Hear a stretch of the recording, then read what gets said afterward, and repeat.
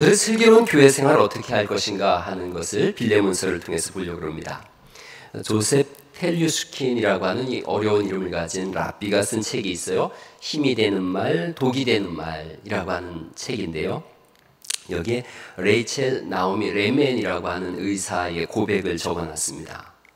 이분이 그 어린 시절에 수줍음이 많고 정서가 불안정한 아이였다 그래요. 여자분인데 부모는 유능한 전문직 종사자였어요. 그런데 딸을 아주 정성껏 키웠는데 학교에서 98점을 받아오면 이 부모가 꼭 이렇게 얘기한대요. 나머지 2점은 어디 갔냐? 얘기한다는 거예요. 너무 잘 봤는데 나머지 2점은 어디 갔냐? 그러니까 이분이 지금 의사예요. 그런데 어린 시절을 회고하면서 이렇게 썼어요. 할아버지의 축복이라는 글인데 나는 유년기에 그 2점을 채우기 위해 이를 악물고 노력했다. 그런데 그 2점에 대해서 전혀 관심을 보이지 않은 한 사람이 있었다. 바로 할아버지였다. 레멘은 금요일마다 학교가 끝나면 할아버지 댁에 가서 오후 시간을 할아버지와 함께 보냈는데 학교 생활, 고민 등 할아버지와 나눈 시간은 언제나 즐거웠다. 신앙생활을 하는 할아버지는 이분은 이제 랍비예요. 안식일이 되면 촛불을 밝히고 하나님의 말씀인 축복의 구절들을 낭송했다. 그리고 아무 말 없이 자리에 앉아 잠시 하나님과 침묵의 시간을 나눴다. 어린 레멘은 꾹 참고 기다렸다. 일주일 내내 가장 기다려온 순간이 다가오고 있음을 알았기 때문이다. 1, 2분 뒤에 할아버지가 손녀에게 가까이 오라고 손짓했다. 그리고 이렇게 썼어요. 할아버지는 내 머리 위에 가볍게 손을 올리고는 내가 할아버지의 손녀인 것에 대해 하나님께 감사하는 기도를 올렸다. 할아버지는 일주일 동안 내가 노력한 것들을 구체적으로 언급하며 하나님께 아뢰었다.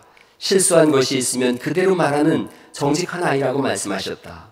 좋은 점수를 받지 못했으면 내가 힘써 노력한 사실을 칭찬하셨다. 이렇게 잘한 일을 칭찬하고 나서 나를 축복하셨다. 이 어린 친구가 라멘이라고 하는 이 어린 친구가 할아버지와 보낸 금요일 저녁 시간이 자신이 쉴 수 있고 안심할 수 있는 가장 유일한 순간이었다고 기억해요. 할아버지가 돌아가시고 수십 년이 지난 후에 놀랍게도 이 레멘의 어머니가 금요일이 되면 이 촛불을 켜놓고 말씀을 읽고 기도하기 시작하는 거예요. 그래서 자기 엄마한테 가서 얘기를 했어요. 자기 어릴 때 할아버지가 그렇게 해주고 축복 기도했던 것이 얼마나 소중했는지를 털어놨어요.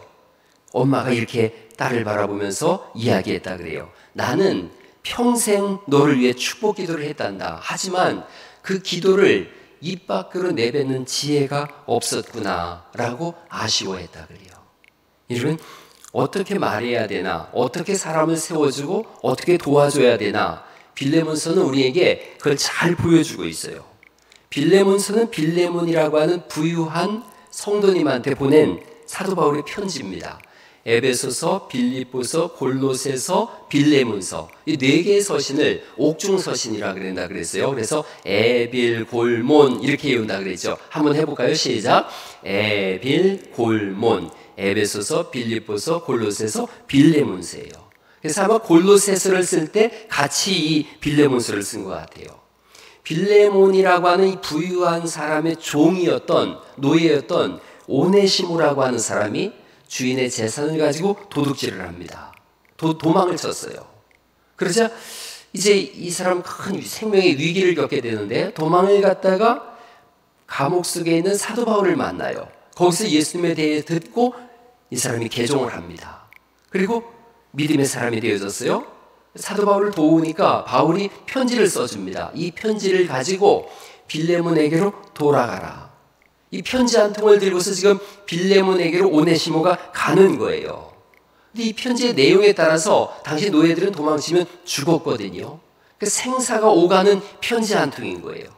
오늘 우리가 읽은 이 짧은 한 통의 편지가 오네시모의 생사를 결정짓는 그런 편지라는 거죠.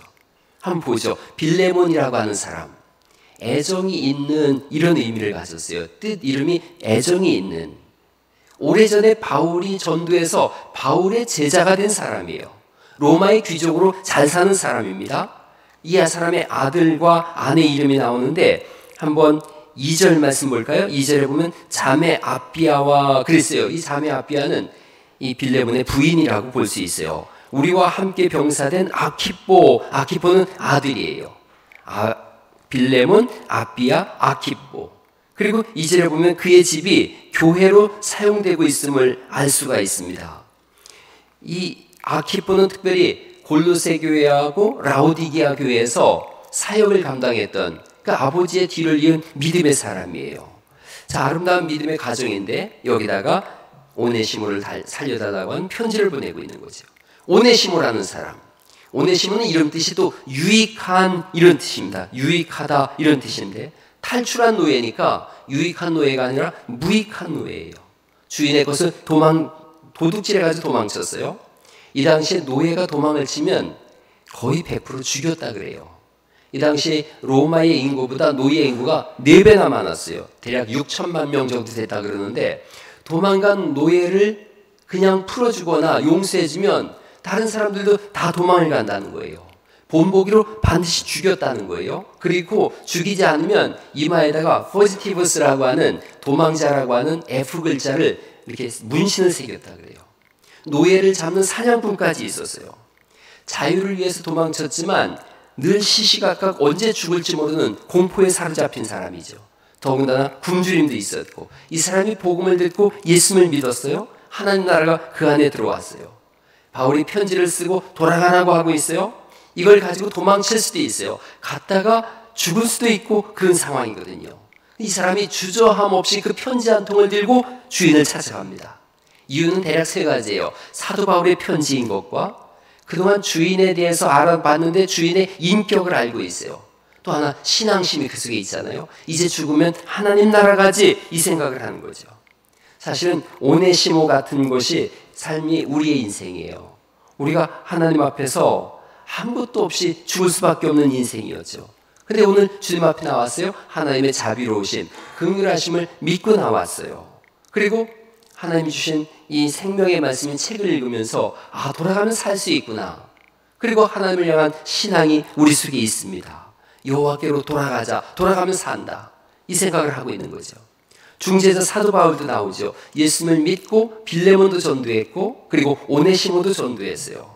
그리고 자기 제자 빌레몬한테 또 다른 제자 오네시모를 살려달라고 하는 편지. 이 편지 아주 유쾌한 편지예요. 이제 보죠. 어떤 의미가 있는지 1장 1절을 같이 한번 읽어볼까요? 1장 1절 시작. 그리스도 예수를 위하여 갇힌 자 된 바울과 및 형제 디모데는 우리의 사랑을 받는 자요 동역자인 빌레몬과 이렇게 쓰고 있어요. 자기를 사도라고 늘 표현을 했었는데 여기선 사도라고 쓰질 않고 나 지금 갇혀있다 이렇게 쓰고 있어요. 더군다나 나만 갇혀 있는 게 아니라 디모데는 아직 어리거든요. 어린 디모데와 내가 복음을 위해서 갇혀있다. 이 편지를 읽는 빌레몬은 되게 좀 부담이 가죠. 스승은 복음을 위해서 감옥에 갇혀있는데 나는 지금 로마에서 편안하게 있거든요. 부담이 가는데 또 이어서 얘기를 하는 거죠. 너를 사랑한다 그러고 너는 내 동역자라 그러고 2절에 아비야와 아키포 그의 아내와 아들이죠. 가족 이름도 다 알고 있어요. 그리고 3절에 이렇게 쓰죠. 하나님 우리 아버지와 주 예수 그리스도로부터 은혜와 평강이 너희에게 있을지어다. 은혜와 평강을 구하는 기도를 쓰고 있어요. 4절 말씀인데요. 내가 항상 하나님께 감사하고 기도할 때 너를 말하고 있다. 항상 너를 빼놓지 않고 기도하고 있다고 말씀하고 있고 5절, 6절 말씀을 보면 이렇게 써 있습니다. 주 예수와 및 모든 성도에 대한 네 사랑과 믿음이 있다는 걸 내가 들었다. 너는 믿음 있는 사람이지 그걸 내가 알고 있다. 그리고 하나님께서 너의 사랑과 믿음 위에 역사하고 있음도 내가 알고 있다. 그리고 7절을 읽어보시면 7절 시작이 어떻게 되어져요? 형제요 이렇게 쓰고 있어요. 자기는 나이가 많아요. 그리고 빌레몬은 젊은 제자예요. 그런데 제자지만 형제요 이렇게 부르고 있어요. 그리고 거기에 알아주고 있다 이걸 계속 쓰고 있어요. 빌레몬의 훌륭함을 알아주고 있어요. 너 하나님을 기쁘시게 하는 삶을 살고 있는 걸 내가 알고 있다. 이 신앙생활은 알아주는 거예요. 사람의 마음을 얻는 것은 알아주는 거죠. 알아주면 지치지 않아요. 고린도전서 16장에 보니까 신앙생활하는 사람들끼리 서로 알아주라고 돼 있어요. 형제들아 스데바나의 집은 성도 섬기기로 작정한 줄을 너희가 알지 않느냐라고 하면서 내가 너희를 권하노니 이 같은 사람들과 또 함께 일하며 수고하는 모든 사람들에게 순종하라. 그리고 18절 말씀 같이 한번 읽어볼까요? 시작. 그들이 나와 너희 마음을 시원하게 하였으니 그러므로 너희는 이런 사람들을 알아주라. 신앙생활은 알아주는 거예요. 저도 우리 교회 가족들 보면 정말 선해요. 어떻게든 교회를 세우려고 하고 뭐라도 하나 더 주고 싶어하는 그런 마음들을 교회 가족들이 그런 마음을 가지고 있어요. 이걸 알아주는 거예요. 성도님은 선한 분입니다. 고맙습니다. 기도합니다. 이게 알아주는 거예요. 그래서 저도 이렇게 돌이켜보니까 새해 들어서 여러분을 한 분 한 분을 놓고 기도하는데 벌써 한 주가 지나니까 우리 교회 가족들 다 한 분 놓고 기도했어요. 근데 한 분 한 분 생각해보니까 감사하고 고맙더라고요. 그래서 제 머릿속에 이렇게 기도하고서 그런 생각이 들었어요. 이 설교 어젯밤 다 이렇게 다시 한번 읽어보면서 복음성가가 떠오르더라고요. 내가 가는 길이 험하고 멀지라도 그대 함께 간다면 좋겠네. 이런 복음성가 들어보셨어요? 우리 가는 길에 아침 햇살 비치면 행복하다고 말해주겠네. 이리저리 둘러봐도 제일 좋은 건 그대와 함께 가는 것. 할렐루야. 그런 생각이 들었어요. 참 좋다 생각했어요. 때론 즐거움에 웃음 짓는 나날이어서 행복하다고 말해주고 싶고, 그대 내게 행복을 주는 사람, 내가 가는 길이 험하고 멀지라도 그대 내게 행복을 주는 사람, 더불어 감으로 인해서 우린 기뻐하는 사람들인 줄 믿습니다. 지금 바울이 그 표현하고 있는 거예요. 나 감옥에 있고 오네시모 지금 죽을지 살지 모르지만 편지 한 통 쓰고 들고 간다. 근데 빌렘은 내가 너를 알고 있는데 너의 인격을 알고 있고 너의 신앙을 알고 있으니 반드시 이 사람 살려줄 거다. 그걸 내가 알고 있지만 그러나 스승임에도 불구하고 내가 너를 형제로 대하고 있고 내가 너를 사랑함으로 대하고 있으니 이 사람 꼭 살려줘라. 인격적 접근을 하고 있는 거예요. 인격적인 접근. 1장 8절을 보시겠어요? 이러므로 내가 그리스도 안에서 아주 담대하게 네게 마땅한 일로 명할 수도 있으나 도리어 사랑으로서 간구하노라 이렇게 써놨어요. 내가 사도지 않습니까? 용서해, 살려줘, 끝! 그럴 수도 있는데 그렇게 하지 않는 거예요. 인격적 접근을 하는 거예요. 내가 오히려 간구한다. 빌레몬의 마음에 정당히 말하는 거예요. 나는 빌레몬 너도 사랑하고 오네시모도 사랑하는데 둘 다 한쪽 포기할 수 없다. 큰아들하고 둘째 아들이 싸우면 누구 편 들겠어요? 부모는 아무 편도 들 수 없어요. 그러니까 교회도 마찬가지예요. 근본적으로 교회는 어느 쪽 편도 들 수 없는 구조를 가지고 있어요. 모두가 소중하니까요. 그래서 지금 명령할 수가 없다. 오히려 사랑으로 간구한다. 그러면서 10절을 보시겠습니까? 10절에는 갇힌 중에서 낳은 아들 오네시모를 위하여 내게 간구하노라 또 간구한다고 써있고, 오네시모는 노예인데 노예를 뭐라고 말하는가? 내 아들이다 이렇게 표현하고 있어요. 서슴없이 넌 내 아들이다 이렇게 말씀하고 있어요. 내가 낳았다, 복음으로 낳았다 이렇게 말씀하고 있고, 11절 말씀, 그가 전에는 네게 무익하였으나 이제는 나와 네게 오네시모다. 오네시모 이런 뜻이 뭐라고요? 유익하다. 전엔 무익했으나 지금은 유익하다. 복음으로 내가 낳았지 않느냐. 그러면서 또 써요. 12절에 내게 그를 돌려보내니 그는 내 신복이다 이렇게 썼어요. 신복이라고 쓴 거 옆에 앞에 보면 일자라고 써 있죠. 밑으로 쭉 내려오면 헬라어로 뭐라고 그랬는데요? 심장이다. 그러니까 그 사람 죽이면 지금 누구 죽인다는 거예요? 나 죽는다 이런 얘기인 거예요. 이게 지금 노예를 향해서, 이 당시 노예는 짐승 취급을 받았는데 그 짐승 취급받던 노예를 향한 구구절절한 사도 바울의 사랑이 이 속에 들어있는 거예요. 내 심장이다, 내 아들이다, 제발 그를 살려다오 하면서 간구하고 있다는 거예요. 자기와 피 한 방울 섞이지 않았는데 그리스도 예수 안에서 한 가족 되어졌기에 구구절절히 이렇게 말씀하고 있는 거예요. 13절을 보시겠어요? 그를 내게 머물러 있게 하여 내 복음을 위하여 갇힌 중에서 내 대신 나를 섬기게 하고자 하나 이렇게 써 있어요. 넌 지금 로마에서 있지만 나 여기서 누군가 나를 도와서 복음 사역해야 되는데 그 오네시모를 보내서 나를 좀 섬기게 하면 안 되겠느냐. 내 꼭 필요한데. 그런데 14절이죠. 다만 같이 14절 읽어볼까요? 시작. 다만 내 승낙이 없이는 내가 아무것도 하기를 원하지 아니하노니 여기까지요. 이는 너의 선한 일이 억지같이 되지 아니하고 자의로 되게 하려 함이라. 빌레몬을 세워주고 있어요. 내 승낙 없이는 안 하겠다. 이게 스승이 제자한테 쓰는 편지예요. 철저히 인격적인 접근을 하고 있고 대우를 하고 있어요. 사람은 인격적 대우를 받을 때 마음을 열어요. 교회에서 언제 기쁨을 얻는가? 인격적인 대우를 받을 때요. 교회는 물질이나 지식이나 잘남으로 평가되는 곳이 아니라 똑같이 하나님의 아들, 딸로 대접받는 곳인 줄 믿으시기 바랍니다. 그렇게 했더니 빌레몬의 마음이 열리는 거죠. 이거 누구한테 배웠나? 예수님이 그렇게 하셨어요. 수많은 사람들이 예수님을 따랐는데 예수님께서 마태복음 9장 10절 말씀부터 보면 예수께서 마태의 집에 앉아서 음식을 잡수셨는데 잡수실 때 누구랑 먹었는가? 많은 세리와 죄인들이 와서 예수와 그의 제자들과 함께 앉았더니 이렇게 말씀하세요. 세리, 창기, 죄인, 이 당시 사람들은 다 버림받았던 사람들인데 예수님은 그들을 식탁으로 초대하세요.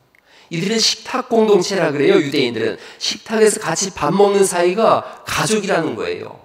세리, 죄인, 창기 식탁으로 초대해서 너희 내 가족이다. 인격적으로 대하고 있는 거예요. 지금 바울이 빌레몬한테 내 승낙 없인 아무것도 안 할게.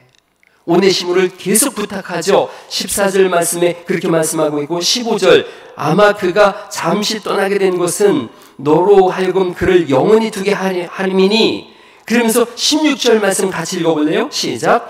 이후로는 종과 같이 대하지 아니하고 종 이상으로 곧 사랑받는 형제로 둘 자라. 내게 특별히 그러하거든. 하물며 육신과 주 안에서 상관된 내게 나 주님 안에서 내게야. 이렇게 말씀하세요. 내게 이제 이 사람은 종 이상으로 사랑받는 형제다. 나도 종 취급하지 않고 사랑하는 형제로 둘 자다. 그러니 너도 그를 사랑받는 형제로 대하면 안 되겠느냐. 마음을 여는 거예요. 손을 내미는 거예요. 한 사람을 위해서. 노예를 위해서 이렇게 해요. 로스쿨 교수였던 스티븐 카터라고 하는 분이 있어요. 이분이 아프리카계 미국인이에요. 그러니까 흑인이죠. 석학으로 통해요. 가장 친근하게 사람들을 대하는 학자라는 그런 별명을 가졌어요. 어린 시절에 워싱턴에 있는 흑인 동네에 살다가 백인 마을로 이사를 갔어요. 다 백인인데 자기만 흑인이에요. 낯설고 불편한 거예요. 아무도 아는 체를 안 해요. 우리 가족은 이 마을에서 환영받지 못했다 그랬어요. 어린 소년이니까 두려움과 불안 속에서 어떻게 할 줄을 몰라요. 그런데 이 소년의 어린 마음을 어루만져 준 분이 있어요. 일을 마치고 돌아오던 한 백인 여성이 길 건너쪽에 있는 우리를 보면서 손을 이렇게 막 흔들면서 반가워 이렇게 얘기를 하더라는 거예요. 물론 하이 이렇게 얘기했죠. 막 소리를 치는 거예요. 그러고서 어벙벙하게 있는데 서둘러 집에 들어가더니 몇 분 뒤에 다시 이 여자분이 나왔어요. 손에 쟁반에다가 크림치즈와 젤 샌드위치를 여러 개를 들고 오더니 이걸 미술인 얼굴로 나눠주는 거예요. 처음 본 아이들, 더군다나 흑인인 이방인, 이분은 단 몇 분 만에 낯선 사람들을 친구로 만들었어요. 이분이 이렇게 썼어요. 진심을 담은 친절한 행동 하나가 한 사람의 삶을 영원히 바꿔놓을 수 있다는 사실을 나는 그때 깨달을 수 있었다. 이분이 그래서 가장 친밀한 학자가 되었었어요. 제가 교회 처음 갔는데 너무 낯설더라고요. 환경이. 문화도 안 맞고 일어났다 앉았다 하는데 또 눈을 감았다 떴다 하는데 도저히 정신이 하나도 없는 거예요. 그런데다가 조그만한 교회였는데 아무도 환대해 주는 사람이 없는 거예요. 그때 제 아내도 그 교회를 다녔는데 우리 집 사람들이 굉장히 내성적이에요. 환대해 주는 사람이 하나도 없는 거예요. 당황했어요. 그래서 그때 제가 굳게 결심했죠. 누구든지 오면 내가 환대해 줘야 되겠다. 그래서 오는 사람마다 제가 정말 엄청난 환대를 해줬어요. 손도 잡아주고 웃어도 주고 이야기도 해주고 막 그랬어요. 얼마 뒤에 들었는데 사람들이 제가 그 교회 전도사인 줄 알았대요. 교회에 몇몇 분이 그런 노력을 해주면 교회 사람들이 마음이 열려요. 그러면 잘 정착하게 되었어요. 우리 교회도 그런 분들이 계세요. 새로 오신 분들에게 전화도 하고 만남도 갖고 또 이렇게 특별한 시간들을 갖는 분들이 있어요. 우리 그런 분들이 있어서 새로 오신 분들이 편안하게 신앙생활을 할 수가 있는 거예요. 목사가 다 못 들어봤는데 그렇게 하는 분들이 있더라고요. 여러분, 온 교회가 그렇게 한다면 오신 분들이 환대를 받고 잘 정착하게 되어지고 마음이 열리게 될 줄 믿습니다. 그런 교회가 되어지는 거예요. 17절 말씀을 보시겠습니까? 17절에는 또 이렇게 써 있습니다. 같이 한번 읽어볼까요? 시작. 그러므로 내가 나를 동역자로 알진대 그를 영접하기를 내게 하듯 하고. 세상에 노예인데 그를 영접할 때 스승인 자기처럼 하게 해달라 그러고요. 18절 말씀 또 읽어볼까요? 시작. 그가 만일 내게 불의를 하였거나 내게 빚진 것이 있으면 그것을 내 앞으로 계산해라. 혹 빚진 거 있으면 내가 갚을게. 이게 여러분 기가 막힌 얘기지 않습니까? 제자인 빌레몬이 설마 그 빚 달라고 스승한테 청구하겠어요? 그런데 그런 마음이 있는 거예요. 그리고 19절에는 아주 방점을 찍습니다. 나 바울이 친필로 쓰노니 이렇게 말씀하고 있어요. 내가 갚으려니와 내가 이후에 내 자신이 내게 빚진 것은 내가 말하지 아니하노라 이렇게 말씀하고 있어요. 빌레몬이 바울한테 뭘 빚졌나 봤더니 복음에 빚진 거예요. 하나님 나라에 대한 빚을 진 거죠. 그런데 그거 내가 계산하지 않겠다 그러고 바울은 안질이 있지 않습니까? 그래서 자기가 글을 못 써요. 항상 더디오라고 하는 사람이 대신 글을 대필해 줬는데 그래서 바울이 뭐라고 하냐면 너 나 안질 있는 거 알잖아. 그러나 내가 지금 그 친필로 쓰고 있어. 내가 직접 쓰고 있어. 겁나 힘들지만 내가 이 사람 위해서 쓰고 있다. 그리고 너 나한테 빚진 거 있지만 내가 말하지 않을게. 이 모든 것이 한 사람을 살리려고 하는 구구절절한 간절함이 있는 거예요. 여러분, 이게 신앙이에요. 저 사람을 살릴 수 있다면 내 유익이나 내 자존심이 뭐가 문제되겠는가? 손해를 보더라도 모욕을 당하더라도 사람 살리는 게 우선이 아니겠는가? 이게 신앙인 거죠. 우리 한 사람 살리려고 하늘 보자 버리고 이 땅에 내려오신 분이 예수님이신 줄 믿으시기 바랍니다. 저는 예수님이 오늘날 오셨으면 얼마나 편했을까? 오늘날 엄청난 부잣집에 금수저로 오셨다면 되게 편했을 거예요. 영향력도 더 컸겠죠. 최고의 부자로 오셔가지고 금수저 물고 오셔서 자, 아프리카에도 몇 조 내고 어디도 몇 조 내고 자, 예수 믿어라 이렇게 하시면 더 시원하고 좋을 텐데 구유에 오셨어요. 그리고 그 가난한 사람들과 함께 생활을 하셨고 온갖 모욕과 고난을 외면하지 않으셨고 십자가에서까지 우리의 죄를 대신 짊어짐으로 인해서 우리를 살리신 줄 믿으시기 바랍니다. 한 영혼 구원하는 일이라면 이 모든 고통과 어려움 내가 다 감내하겠다. 우리 교회에 이런 사람이 필요한 거예요. 우리가 이런 사람이 되어야 되는 거예요. 슬기로운 교회 생활이 뭔가? 저 사람 구원하기 위해서라면 내 모든 어려움 내가 감내하지. 손해를 보더라도 모욕을 당하더라도 자존심 상하더라도 한 사람 구원할 수 있다면.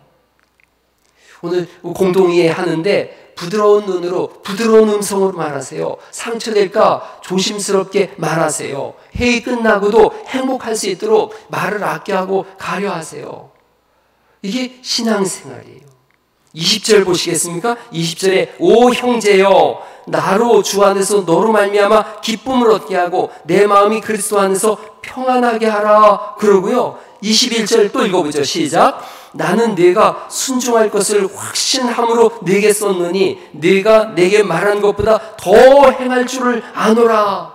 제자의 믿음을 믿어주고 있어요. 이 사람의 인격을 알아주고 있어요. 그리고 22절에 오직 너는 나를 위하여 숙소를 마련하라. 너희 기도로 내가 너희에게 나아갈 수 있기를 바라노라. 그러면서 23절 24절에는 그리스도 예수 안에서 나와 함께 갇힌 자 에바브라도 있고 마가도 있고 아리스다고 데마 누가도 있다. 이렇게 한 영혼을 더 살리기 위해서 수없이 감옥에서 고통당하고 있는 사람들이 있다. 생명을 건 이 수고를 헛되게 하지 마라.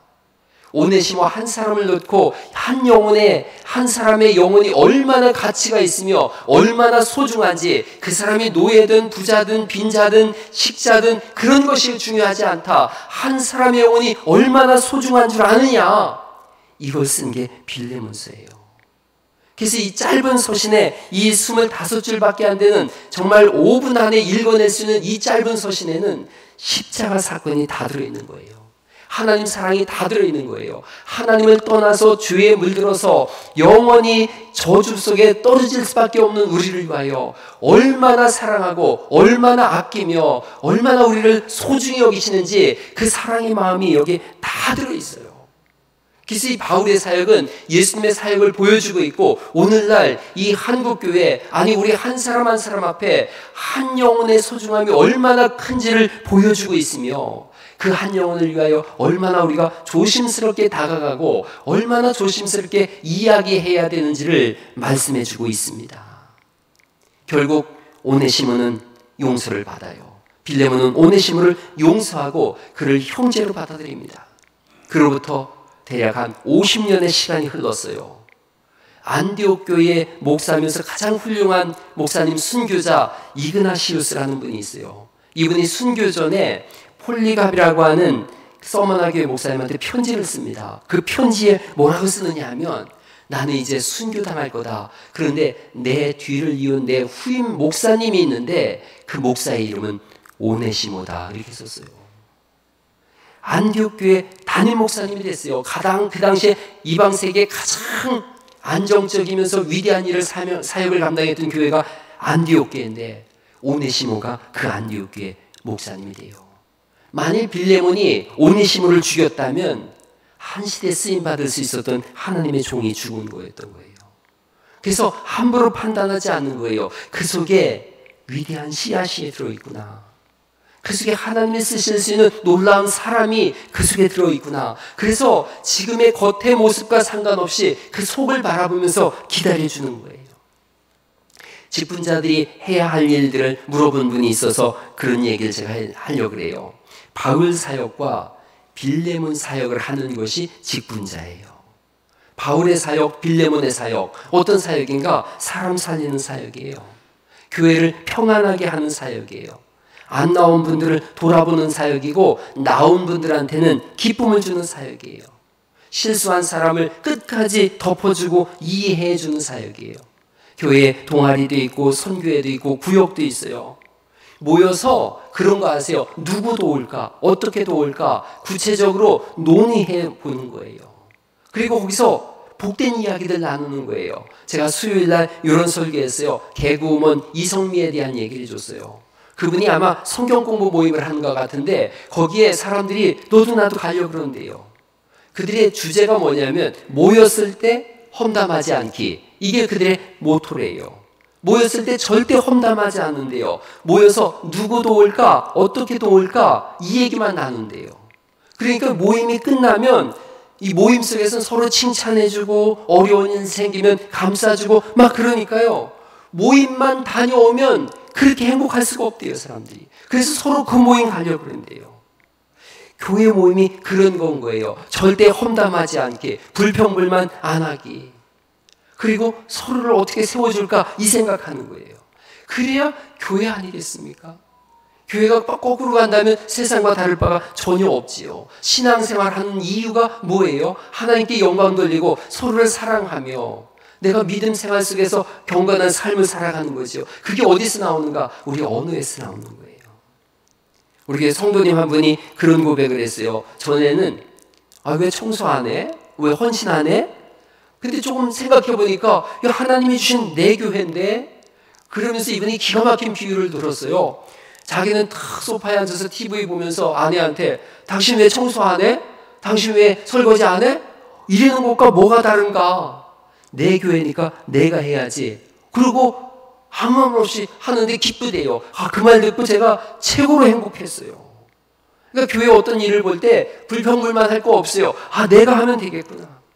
다른 성도님 한 분이 저한테 그랬어요.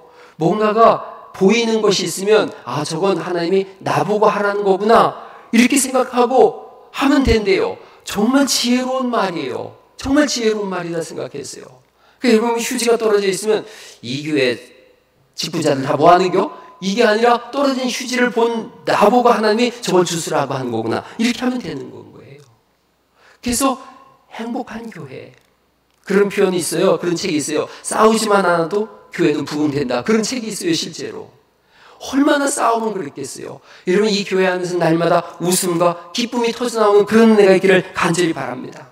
오늘부터 마음속에 작정하는 거예요. 절대 험담하지 않는다. 칭찬할 일을 찾아본다. 이런 거예요.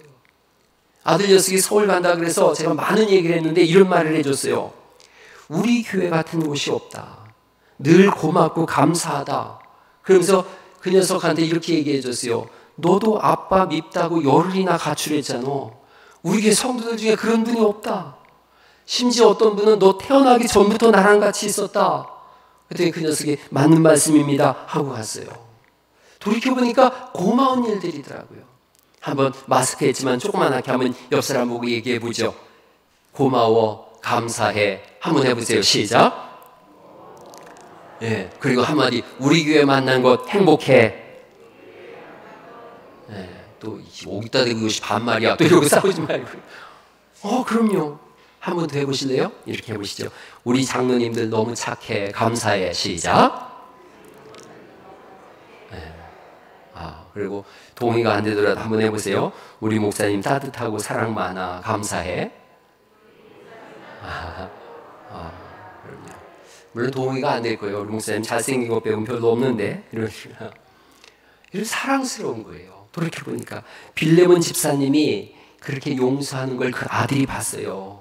그랬더니 그 아들 아키포가 훌륭한 주의 종이 되어졌어요. 아버지의 신앙을 본받은 거예요. 슬기로운 교회 생활이 뭔가? 사랑하고 용서해 주는 거예요. 사람은 신앙의 대상이 아니라 사랑의 대상이구나. 끝까지 사랑하고 이해하고 용서하고 덮어줬더니 진짜 오네시모가 됐어요. 유익한 사람이 됐어요. 말씀을 한번 정리해 보려고 해요. 랄프 브랭카라고 하는 사람이 있어요. 랄프 브랭카라고 브루클린 다저스의 투수예요. 젊은 투수예요. 1947년 21살에 21승을 거뒀어요. 가장 뛰어난 선수예요. 1951년 다저스하고 뉴욕 자이언츠의 마지막 결승전. 다저스가 9회 말에 4대2로 이기고 있어요. 주자 2명이 물론 자이언츠에 나가고 있지만 이 시대 최고의 구원투수, 최고의 투수 브랑카가 나왔어요. 사람들이 박수를 쳤어요. 이야, 이젠 끝난 게임이야. 두 사람만 죽이면 끝나. 그리고 멋있게 3점 홈런을 맞았어요. 브랑카가 졌어요. 우승은 자이언츠로 돌아갔고 브랑카는 하루아침에 영웅에서 역적이 되어졌어요. 이 당시는 연봉보다도 이 우승한 돈이 더 많았다 그래요. 그러니까 패배한 다저스의 선수들이 전부 넋이 나간 거예요. 더군다나 브랑카가 지다니. 브랑카가 들어와가지고 라크룸에 들어와서 눈물을 흘리고 있어요. 충격에 빠져서 아무도 위로를 못하고 있는데 제키 로빈슨이라고 하는 가장 뛰어난 타자가 브랑카한테 와서 이렇게 얘기를 해요. 내 탓이 아니니까 자책하지 마. 고마운 말이지만 위로가 되지 않는 거예요. 그런데 그 다음 한마디가 브랑카가 평생 잊지 못할 그런 위로의 말이 됐다 그래요. 내가 아니었으면 우리는 여기까지 오지도 못했을 거야. 저는 이게 그렇게 좋은 말이더라고요. 내가 아니었으면 우리는 여기까지 오지도 못했을 거야. 여러분, 코로나로 인해서 힘겨운 2년의 시간을 보냈어요. 새신자들도 떨어지고 헌금도 조금 줄었어요. 다사다난한 시간이었어요. 그러나 지금 여기 계신 여러분이 아니었으면 우리는 여기까지 오지도 못했을 거예요. 그리고 지금 헌신한 분들에게 고마워요. 그러나 사람이 평생을 꾸준히 똑같이 헌신할 수는 없어요. 어느 시간 헌신하다가 지쳐서 무너질 때도 있고 쉴 수도 있어요. 그래서 과거에 헌신해줬던 그분들에게도 동일하게 고마워요. 그분들이 아니었으면 여기까지 오지도 못했을 거예요. 우리 교회가 여기까지 온 것, 이 교회가 세워지면서 지금까지 여기 계시든 떠났든 시험이 들었든 무너져서 지금 쓰러져 있든 아니면 지금 현장에서 활발하게 사역하든 이 모든 분들의 합이 있었기에 여기까지 온 거예요. 여러분이 아니었으면 여기까지 오지도 못했어요. 이 말을 금년도에 꼭 가슴에 새기시고 누굴 보든지 그렇게 위로하고 치유해 주셔서 다시 힘을 얻어서 2022년도를 세워가는 은혜가 있기를 예수님 이름으로 축복합니다. 이런 교회 되게 하소서라는 찬송